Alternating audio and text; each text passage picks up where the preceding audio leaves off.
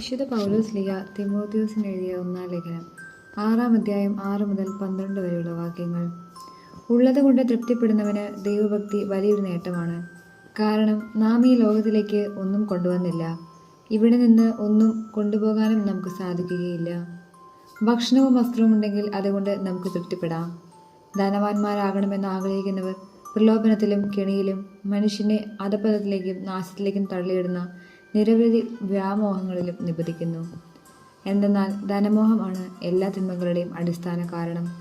ധനമോഹത്തിലൂടെ പലരും വിശ്വാസത്തിൽ നിന്ന് വ്യതിചലിച്ചു പോകാനും ഒട്ടേറെ വിലകളാൽ തങ്ങളെ തന്നെ മുറിപ്പെടുത്താനും ഇടയുണ്ട്. എന്നാൽ ദൈവിക മനുഷ്യനായ നീ ഇവയിൽ നിന്ന് ഓടിയകലണം. നീതി, ദൈവഭക്തി, വിശ്വാസം, സ്നേഹം, സ്ഥിരത, സൗമ്യത എന്നിവ ഉന്നം വയ്ക്കുക.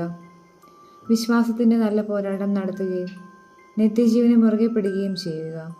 ഇതിലേക്കാണല്ലോ നീ വിളിക്കപ്പെട്ടിരിക്കുന്നത്.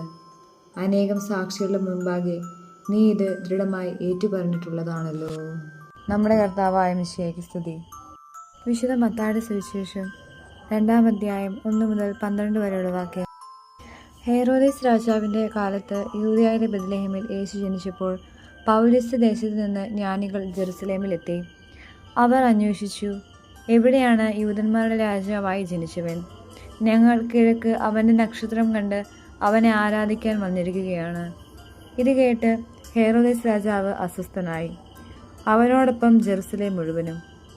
അവൻ പ്രധാന പുരോഹിതന്മാരെയും ജനത്തിൻ്റെ ഇടയിലെ നിയമജ്ഞരെയും വിളിച്ചുകൂട്ടി ക്രിസ്തു എവിടെയാണ് ജനിക്കുന്നതെന്ന് ചോദിച്ചു. അവർ പറഞ്ഞു, യൂദയായിലെ ബെത്ലഹേമിൽ. പ്രവാചകൻ എഴുതിയിരിക്കുന്നു, യൂദയായിലെ ബെത്ലഹേമേ, നീ യൂദയായിലെ പ്രമുഖ നഗരങ്ങളിൽ ഒട്ടും താഴെയല്ല. എൻ്റെ ജനമായ ഇസ്രായേലിനെ നയിക്കാനുള്ളവൻ നിന്നിൽ നിന്നാണ് ഉത്ഭവിക്കുക. അപ്പോൾ ഹെരോദേസ് ആ ജ്ഞാനികളെ രഹസ്യമായി വിളിച്ച് നക്ഷത്രം പ്രത്യക്ഷപ്പെട്ടത് എപ്പോഴെന്ന് സൂക്ഷ്മമായി ആകാംക്ഷയോടെ അന്വേഷിച്ചറിഞ്ഞു. അവൻ അവരെ ബെത്ലഹേമിലേക്ക് അയച്ചു കൊണ്ട് പറഞ്ഞു, പോയി ശിശുവിനെപ്പറ്റി സൂക്ഷ്മമായി അന്വേഷിക്കുക. അവനെ കണ്ടു കഴിയുമ്പോൾ ഞാനും ചെന്ന് ആരാധിക്കേണ്ടതിന് എന്നെയും അറിയിക്കുക. രാജാവ് പറഞ്ഞത് കേട്ടിട്ട് അവർ പുറപ്പെട്ടു. കിഴക്ക് കണ്ട നക്ഷത്രം അവർക്ക് മീതെ നീങ്ങിക്കൊണ്ടിരുന്നു. അത് ശിശു കിടക്കുന്ന സ്ഥലത്തിന് മുകളിൽ വന്നു നിന്നു. നക്ഷത്രം കണ്ടപ്പോൾ അവർ അത്യധികം സന്തോഷിച്ചു.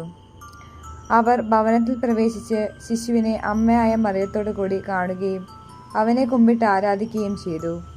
നിക്ഷേപ പാത്രങ്ങൾ തുറന്ന് പൊന്നും കുന്തിരിക്കവും മീറയും കാഴ്ചയർപ്പിച്ചു. ഹെരോദേസിൻ്റെ അടുത്തേക്ക് മടങ്ങിപ്പോകരുതെന്ന് സ്വപ്നത്തിൽ മുന്നറിയിപ്പ് ലഭിച്ചതനുസരിച്ച് അവർ മറ്റൊരു വഴിയെ സ്വദേശത്തേക്ക് പോയി. നമ്മുടെ കർത്താവായ മിശിഹായ്ക്ക് സ്തുതി.